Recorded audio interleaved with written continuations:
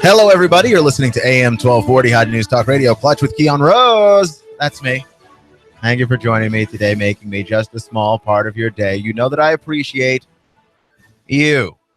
If you haven't been living under a rock, the story of, I guess, the last couple days. Yesterday, the story broke that Baylor head coach Art Briles was fired. We talked about that a little while, but I wanted to get into the further ramifications of that particular story because we live in a wonderful state called Tennessee. It's a great state. Lots of things to do here. Lots of things to do outdoors and in nature. We also love football here. And maybe we don't love football as much as they love football in Texas, but I don't know. I lived in both places, and I can't really tell the difference. But I'll tell you this. We love football a lot. And we love the Vols a lot. And what is happening in Tennessee isn't demonstratively different than what is happening in Baylor. It's the same stuff. It's the same stuff. So we're going to get into that a little bit because that whole thing delineates into what it is that Tennessee should even do next. I have a lot of opinions on what that is. I also want to talk a little bit about Warriors Thunder last night. The defending champs staving off elimination. I'm a huge fan of that. And also, I mean, because I wanted that series to be a good series. Not necessarily a Warriors fan. I just wanted 7 games. I'm rooting for whatever gets me 7 games. I picked the Warriors in 7. I want my 7. I don't even care who wins the series in the end. I just want my 7 games because they get turned so ugly so fast, man. It turned into a certain hideousness that I was not prepared for. And of course, we've got a game 6 tonight. Raptors, Cavs, the Raps trying to stay alive. Probably not going to do it though. If we're completely honest with ourselves, right? Like LeBron, these guys run a mission. I know they're in Toronto. I know they played well in Toronto. They play like a real NBA team in Toronto. I get it. I'll talk about that. And maybe we might touch on Bernie Sanders and Donald Trump and their debate that was going to happen and then wasn't going to happen and then was going to happen and not going to happen anymore. Because not unlike the 7 games of Golden State basketball, I want my debate. What are you talking about? Like the chicanery would be awesome. Can you imagine those 2 New York accents dueling one another? Can you just sit back and imagine for a second?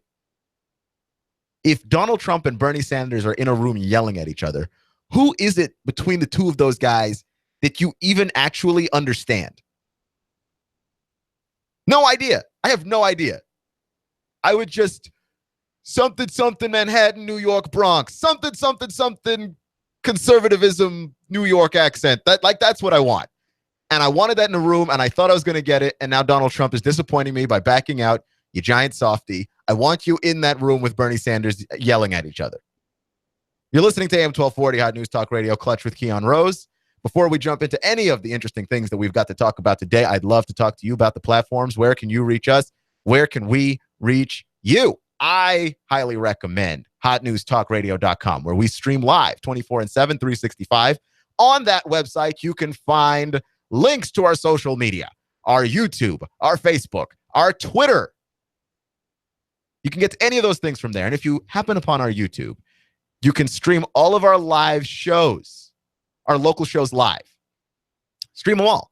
And if you go to our Facebook, while you're messing around on Facebook, you can also open that up. Stream us live on Facebook. Technology, y'all. It's crazy. And the TuneIn Radio app, as always, simply search it in your favorite app store. Search Hot News Talk Radio in the app. Give us a favorite and press play. You'll have Hot News Talk Radio everywhere you go. So I'd love to just jump into it here because there's a lot of things going on in this story with Baylor and Art Briles and the way that system was set up basically to fail. That if you have victims of sexual assault that cannot report that sexual assault. They're discouraged from reporting it. When they do report it, the cops aren't listening. That's a crazy situation. That is the stuff that you think you only hear about like as a horror story. You never hear about that stuff. Like that it seems over the top. It's so ridiculous. The kind of like no one would listen. It's like The Boy Who Cried Wolf, except it's real and it was always real and nobody was listening. And you struggle to find the words to talk about how it is that this could even happen. But I mean, you can. When people choose not to speak up, when people choose not to say something when they know that wrong is happening, they're part of the problem. And that's why Art Briles was fired. Art Briles wasn't fired because he implicitly did something. It was what he failed to do that got him fired. He knew that wrongdoing was happening. He's the head of the football team. Let's make no bones about it. You're Art Briles. You make 4 times as much financially as the president of the university. You're the most important man on campus. And when sexual assault is happening with your players, 12 of them, 6 of 7 of them starters, I mean, that's the kind of thing that there's no way you can't know.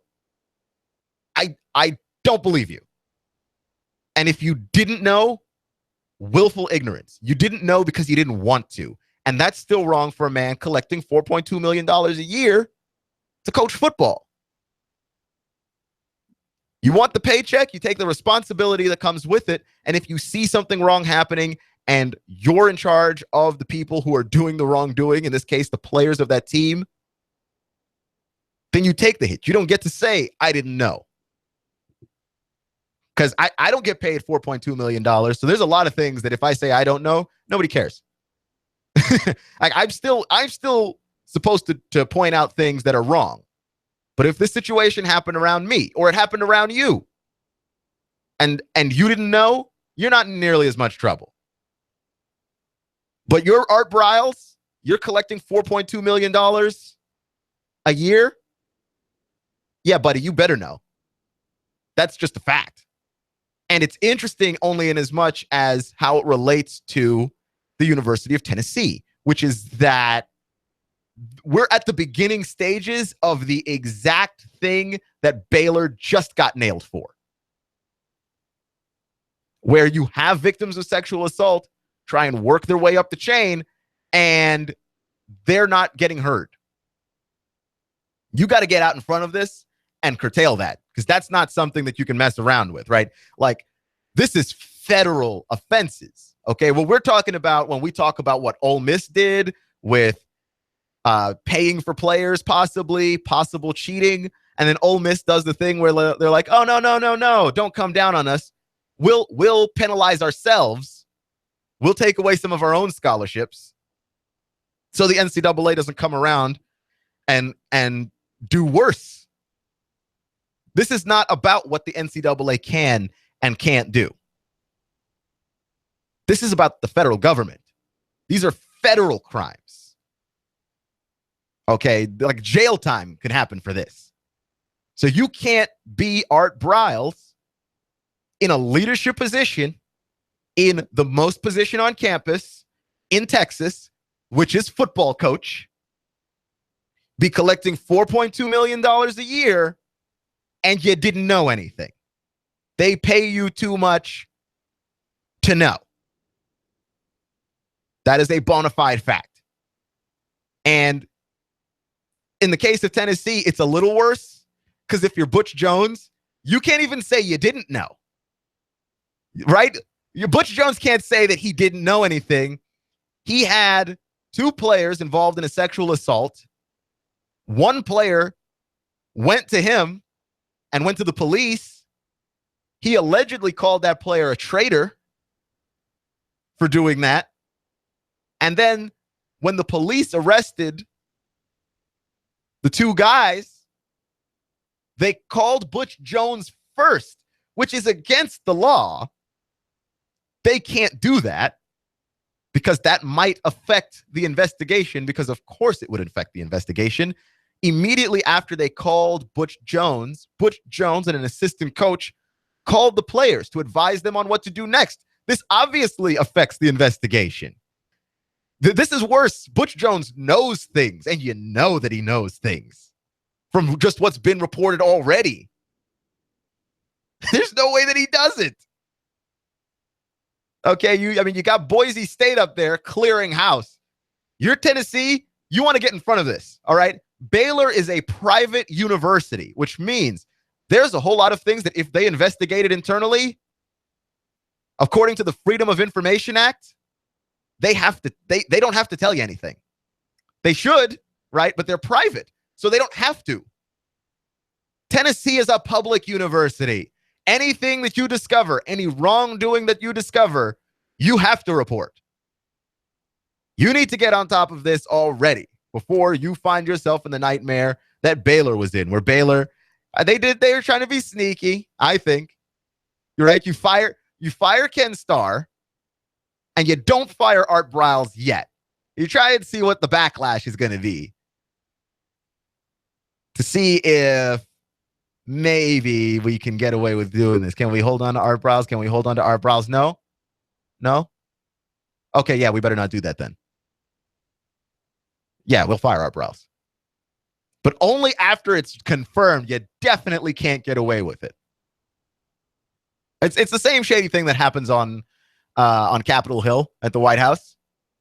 It's the same stuff. There was a rumor. You remember that rumor that Obama was going to use an executive order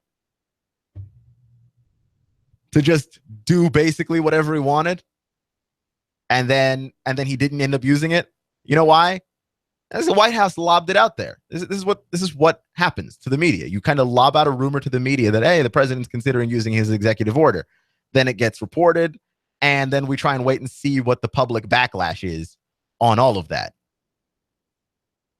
And the public backlash was strong, and then you have Donald Trump saying, well, if he uses his executive order, if I get elected, then I'll use the executive order and reverse his executive order. So then you end up going, okay, maybe this is a horrible idea. We can't actually run and do this. And so they end up not doing it. Yeah, you just tell the press the next day, no, that was just a rumor.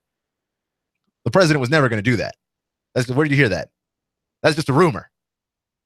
That's what Baylor did. We fire Ken Starr. Let's see where we stand. Not good? I guess we got to fire Art too. But Art Briles is really good. Okay? Baylor was garbage when he got there. Like garbage. I'm a Texas Longhorn fan. So every year you go down the schedule, the Big 12 schedule, Baylor was one of the victories you gave yourself. You just went, yep, we're going to play Texas Tech. We're going to play A&M. Don't know how we're going to do there. Red River Shootout. Oh, Baylor. You gave yourself that win. You didn't even think about it. And even in Art Briles' first 2 seasons at Baylor, they went 4-12 and 4-12. 4 wins. So you got Art Briles resurrecting Baylor, Heisman Trophy winner, 2nd overall pick in the draft. You've got Baylor winning a co-national or co-Big 12 championship and then winning the Big 12 championship. He took that team to winning the conference in Texas. I mean, that guy's an incredible coach. And so you wonder, like, where could he end up coaching next? It's not going to be at a big school because no one's going to want to touch that. But, like, how toxic does this make you if you're Art Briles? Because, I mean, you haven't shown a propensity to take responsibility for your actions if you're sitting there talking about, well, you didn't know. Which you should say now, because if you did know, jail is where you're going. But you're not exactly showing taking responsibility for your actions. Is that a guy that a big school is going to want? No, I don't think so. All right. You've got the schools that have their guy locked up already. You've got Harbaugh's in Michigan. They're not going to mess, they're not going to mess with that, even though Art Briles is a better coach than Jim Harbaugh. Yeah, you're not gonna mess with that though. None of the SEC schools would mess with that. So you'd have to be, Utah State, Caltech. I don't know where you'd go, but it would have to be some school that is desperate enough to start winning right away and low profile enough that Art Briles showing up doesn't immediately draw attention to himself. And whatever situation that turns out being, I do think Art Briles will coach again. He should probably lay low, though. I think that's probably a great idea. You're listening to AM 1240 Hot News Talk Radio, Clutch with Keon Rose. And it's interesting, like we're talking about, those parallels between Baylor and Tennessee because of the similarity of the violations, the nature in which both campuses are being looked at as having this culture of sexual assault, this culture of rape, that's something that's surrounding them. And Tennessee, I mean, there's an argument about Tennessee that this goes back as far as the early 90s. Because you go all the way through the 90s, you get that whole Peyton Manning thing. You've got there was an offensive lineman that was accused of sexual assault, and there's a ton of stuff happening and continuing to happen, and stuff that's getting unveiled at Tennessee that like nobody wants to talk about. Like nobody wants to go there, but people are talking about your culture and Baylor's culture. I talked about it a little bit yesterday. Baylor's been fighting Title IX from the beginning. Like the idea that women could be allowed to wear pants on their campus, they didn't like that. Title IX was introduced in 1972. Baylor was fighting the whole women can wear pants issue in 1974. 2 years after Title IX even came into existence, the then president of Baylor calling it one of the most egregious grabs for power that he'd ever seen. What, equality for women? Yeah, it's no wonder that's where your campus went to over the years. If you're going to fight equality for women and their ability to just wear pants, yeah, you're going to be on the wrong side of that one, and you're going to develop into a culture that is accepting of this kind of behavior. And the same arguments being made against Tennessee. Butch Jones, talented coach. He's got a potential to be a really, really good coach.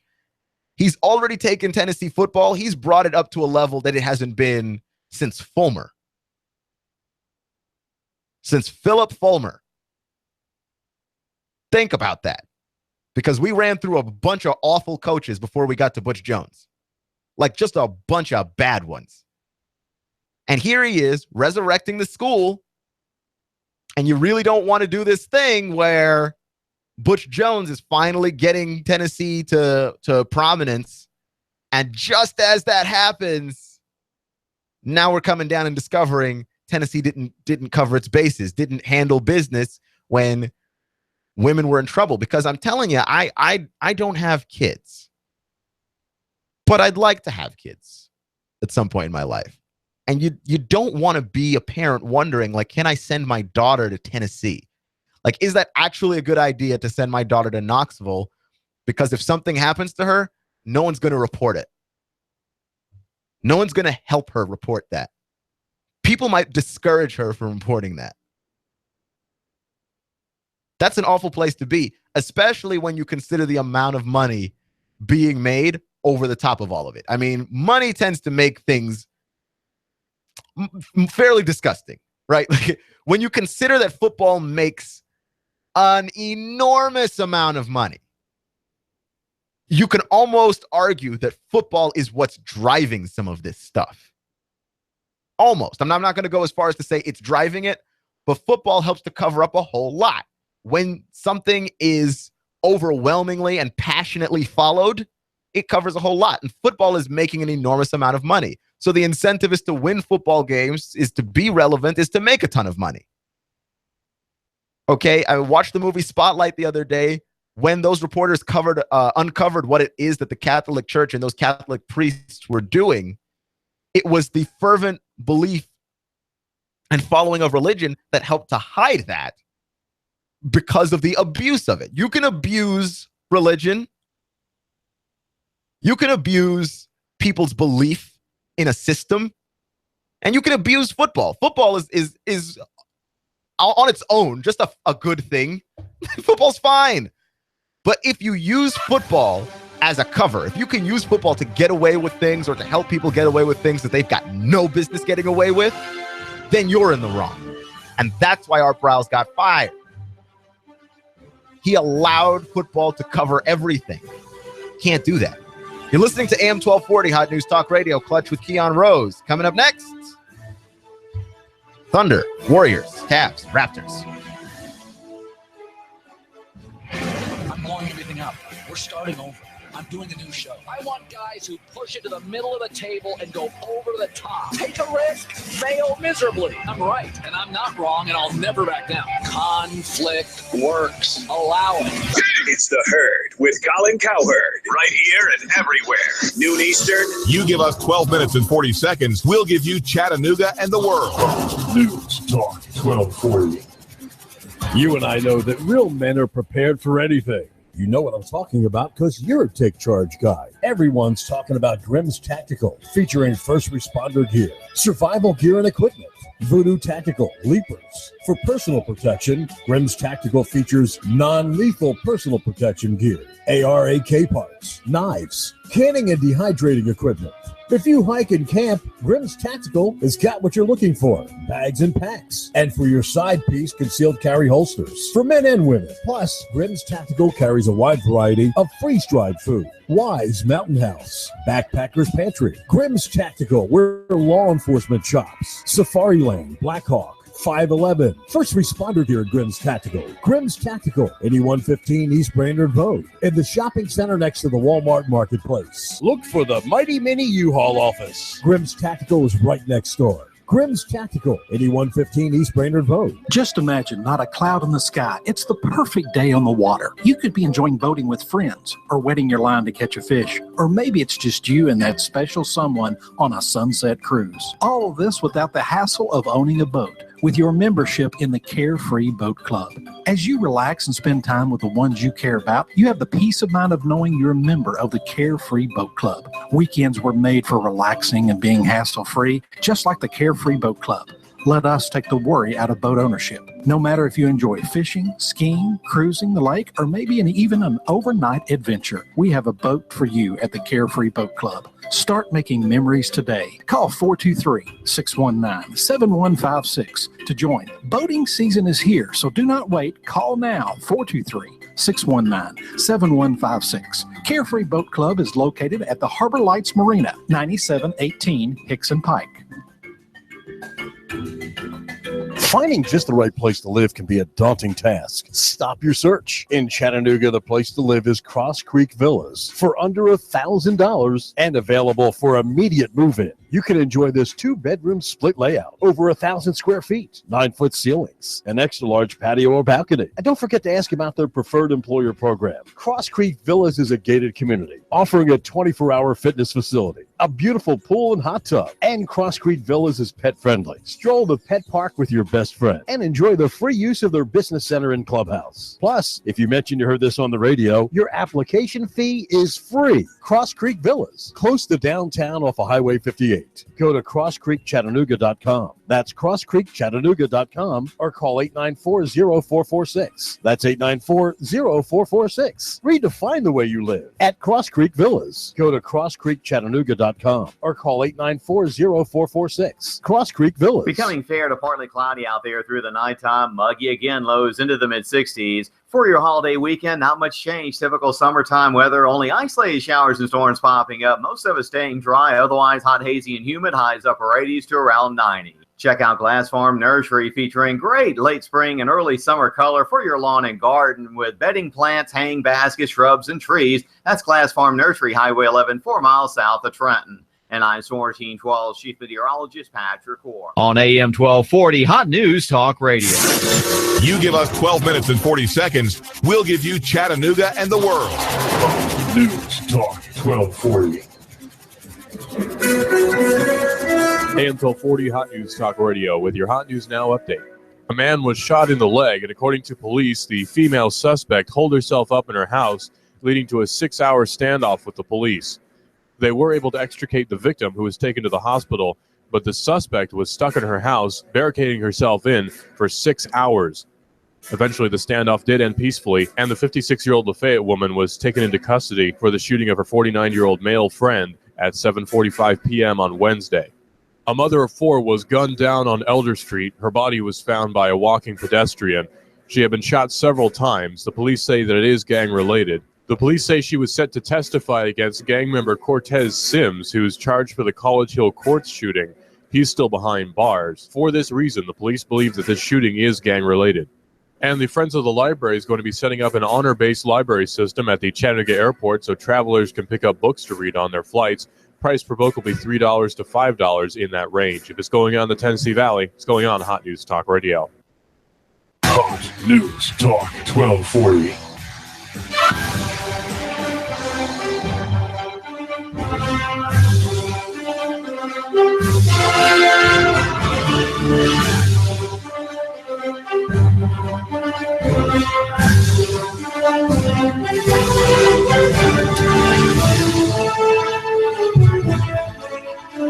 So we're talking about Baylor. We're talking about Art Briles and his being fired.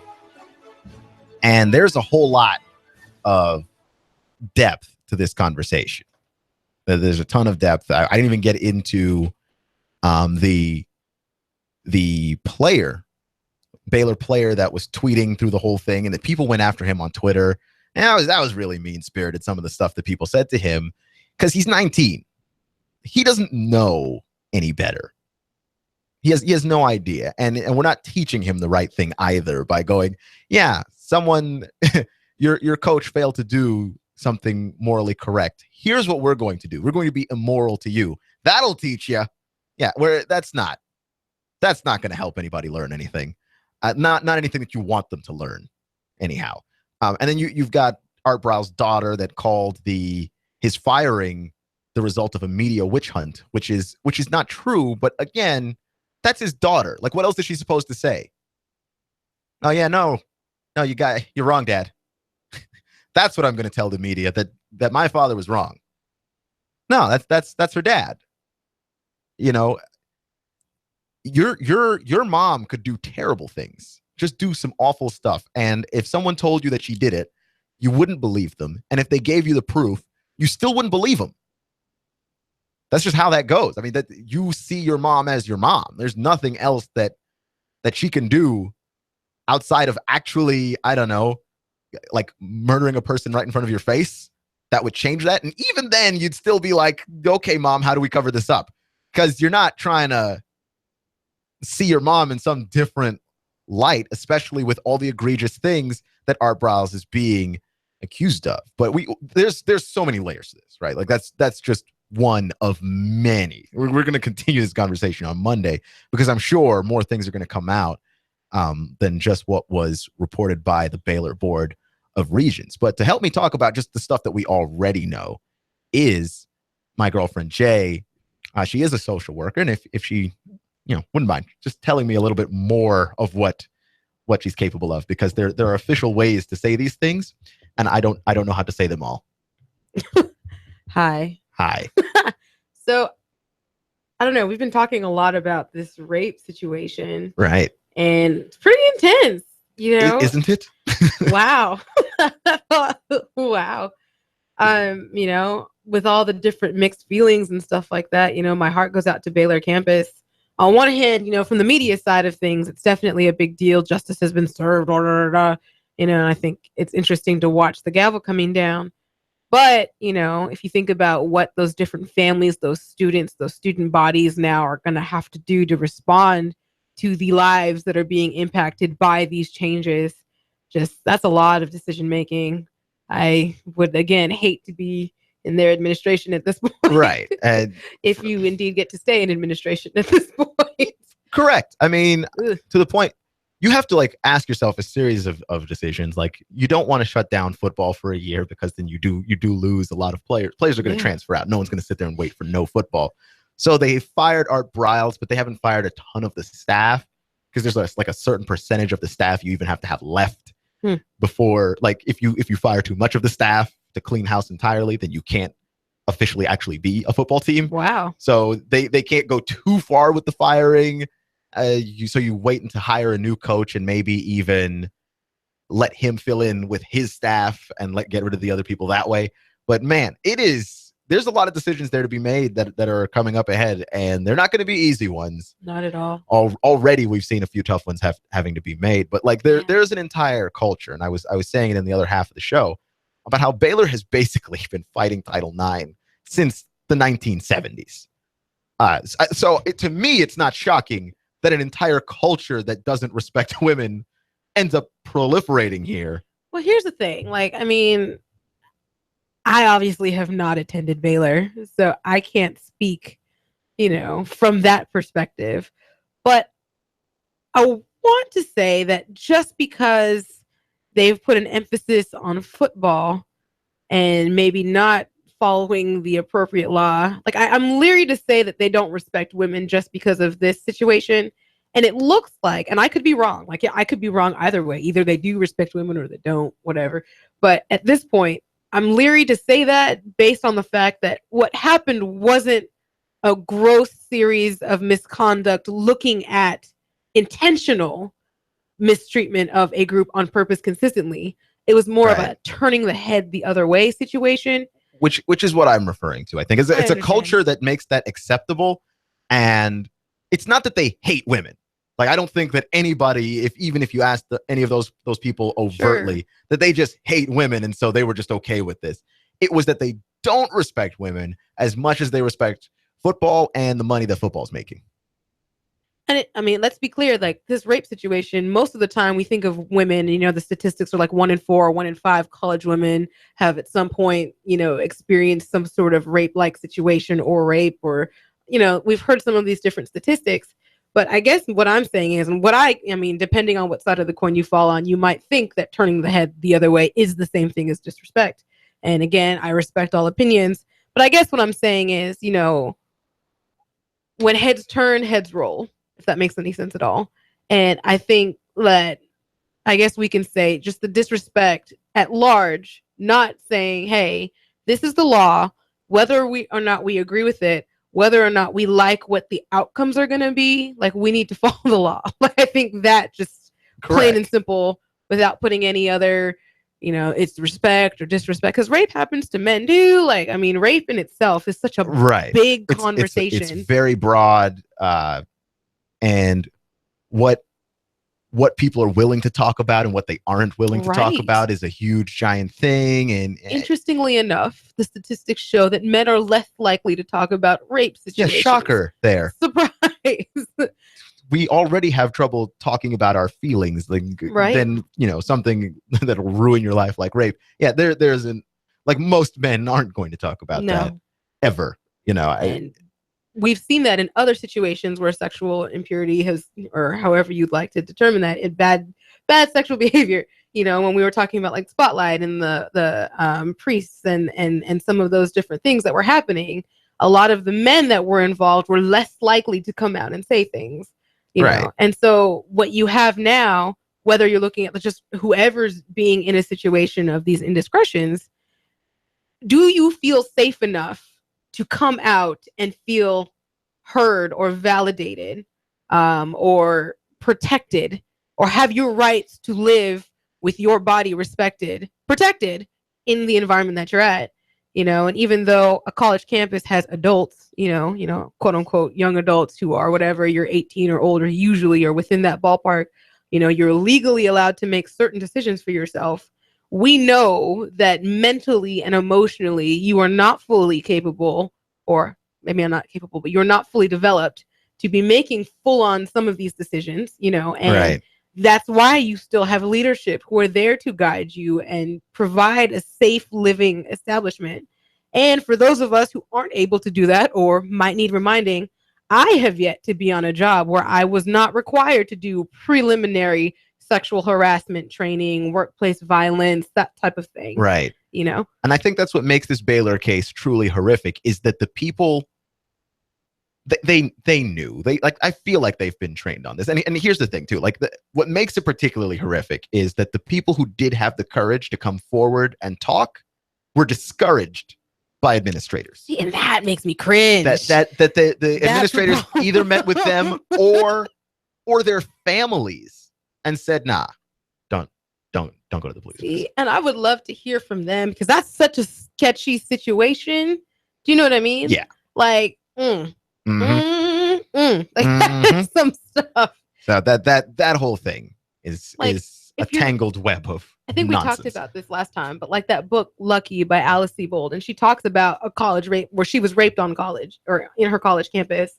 And she talks about the horrific things that people did to her or didn't do for her and the terrible ways that they treated her. Oh, you know, you're a woman and, you know, it's your fault because you have body parts basically that men want to have. So that is why you were raped type thing.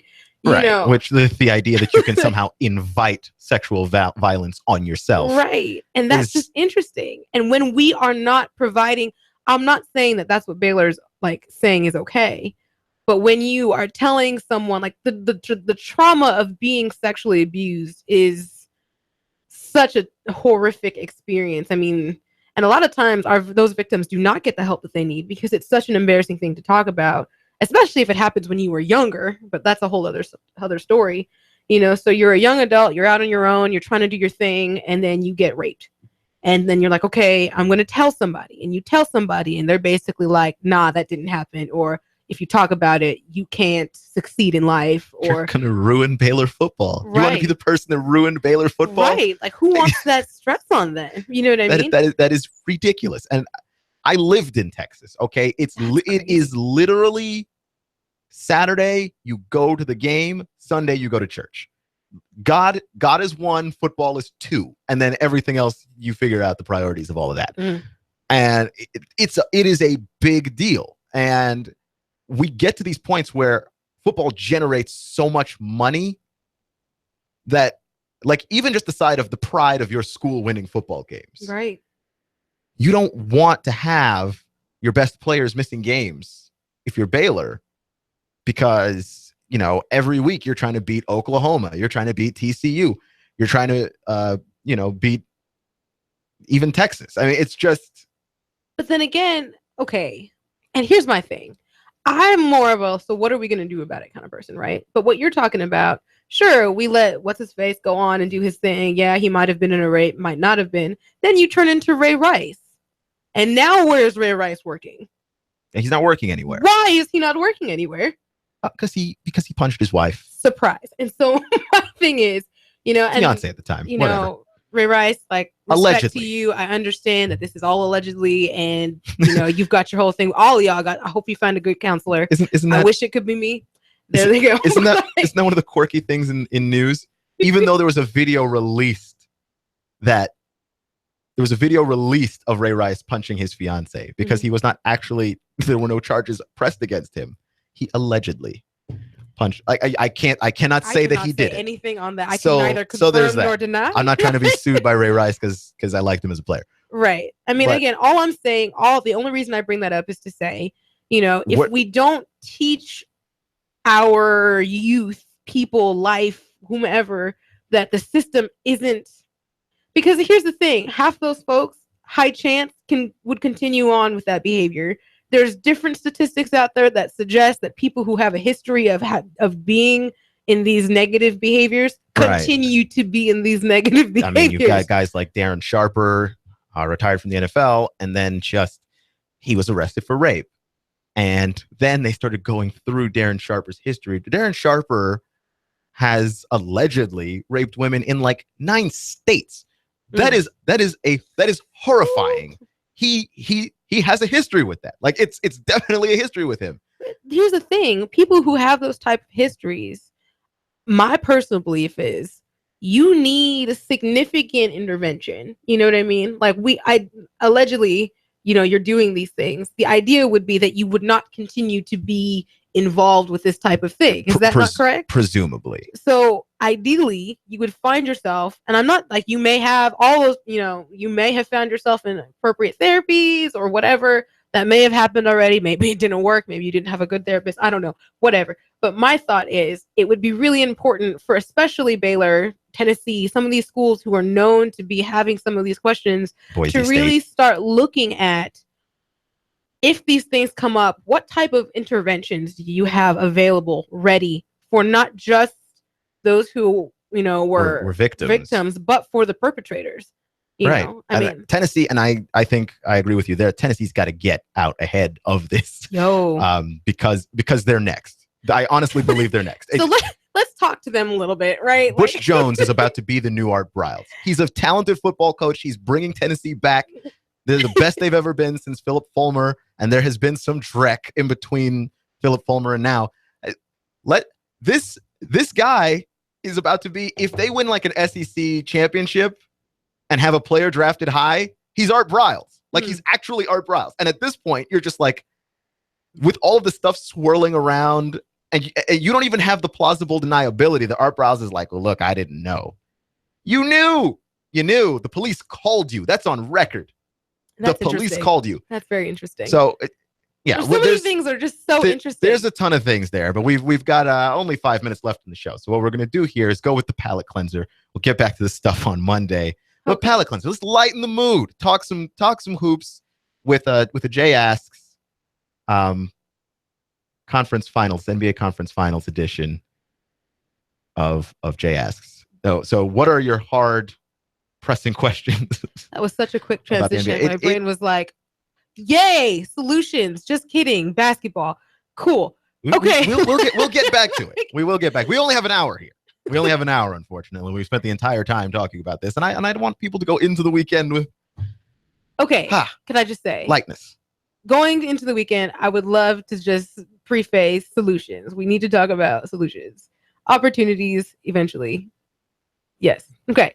So as far as basketball questions, so we've been watching the Thunder and the Warriors, and it's been interesting to me because I'm like, wow, we were really unanimously deciding that Curry was like the MVP. Correct. But I'm like looking at this Westbrook Durant double and duo, and they're really just kind of killing it out there. They are. Like when they are on. They are on. They're scary, the two of them. Super scary. They didn't even play well yesterday. No. That's them not playing well. And that was and that game was really close all the way to the end. I mean, they lost by 9, but trust me, it got much closer than 9 there for a second. Russell Westbrook shot a free throw that he missed on purpose, got the rebound, and flipped it back out to Durant for one last 3 that could have gotten that game within 1. I mean, the two of those guys are terrifying. I think that they're not in the MVP conversation, unfortunately, because they play with each other. And so it makes it hard to distinguish who is good from who. But there was the year that Durant won the MVP, Westbrook was injured. That's why he won it. Because then you got to see, he's great by himself. And then the year that Curry won it, the first one, Westbrook was in the MVP conversation all season. And that was the season that Durant broke his foot. So you see that they're great apart from each other, but them playing together, I think, really hurts them in the MVP conversation. So, okay, a lot of people, and they're probably just noobs like me, but, I've heard a lot of buzz about like Westbrook versus Curry and how Curry maybe isn't that great and how Westbrook is better. And what is that and why? And is it true? And why is Steph not making shots? Like, he is making shots. I mean, he did have the bad 2 games, but the physicality of the Thunder affected him a lot. And I think that playing on the road aids in that physicality. We know that in the NBA, you get more calls when you're on your home floor, not like a ton more, but a little bit more. So there's a little bit more leeway for the Thunder to play aggressive defense. Last night, the Thunder had 7 more foul calls against them than the Warriors did because the Warriors were at home. And it's a whole cognitive thing with like a ref bias that they can't help it. You're on that team's home floor. You call more fouls against the other team, even though you don't mean to. And it's fine. You just play around it. But with what you're saying is Monday or Sunday night when they play, we can possibly expect that Golden State will not have. You're gonna be fighting that home court advantage. The crowd influences everything, even the refs, even though the refs are trying to be fair and they're trying to be partial. You can't call everything, and you definitely feel swayed by the crowd. It's just one of those things. Golden State pull it off? Yes. You believe so? I think they will. I don't know if we've really seen that this series, though. They blew them out in game 2. Yes, but do you feel like that blowout was a justified blowout? Yes. They did a lot of things to bother Durant and Westbrook in that game. So break that down for me, because guys made open shots, and Draymond still hasn't made open threes that he's had, and he played fantastically last night on the defensive end. He gave you the Draymond fire that you used to see. I got the vibe that OKC was kind of like, okay, see, we can chill here. I didn't get we're that vibe. 3-1. They just have to win 1. Whereas Golden State has to win 3. And that's the kind of attitude that gets you to game 7s. Because here's the thing. Golden State's won 1 game. Now they only have to win 2. And if you slip up, let's just say somebody rolls an ankle and they just miss a quarter, Golden State wins that game. Now there's only 1 game left to win. I hear you. And quite frankly, that's in Golden State's house, and they don't lose very many games. And I agree with that. I'm just curious. Where would we see? Where have we seen Golden State showing? Because OKC's really, really, really, really been very, very, very good. They're more athletic. They're bigger. They're stronger. They're faster. And at the same time, and that's why they might win. There's a good chance that they're going to win. But also, I wouldn't say that it's a done deal. No. Golden State has Steph Curry. Nobody shoots better from long range than him. And this whole team, when they're clicking, and they were clicking yesterday, and still they didn't even play their best game, but they didn't turn the ball over as much. And that helped them really come out on top. Ultimately, they could have had an even bigger lead, but they didn't even play. Noticeably kind of backed out. He didn't back out. He looked tired to me. But that's AM 1240 Hot News Talk Radio Clutch with Keon Rose. Thank you for joining me, and I'll see you in 72 hours. You give us 12 minutes and 40 seconds, we'll give you Chattanooga and the world. News Talk 1240. You feel better outside your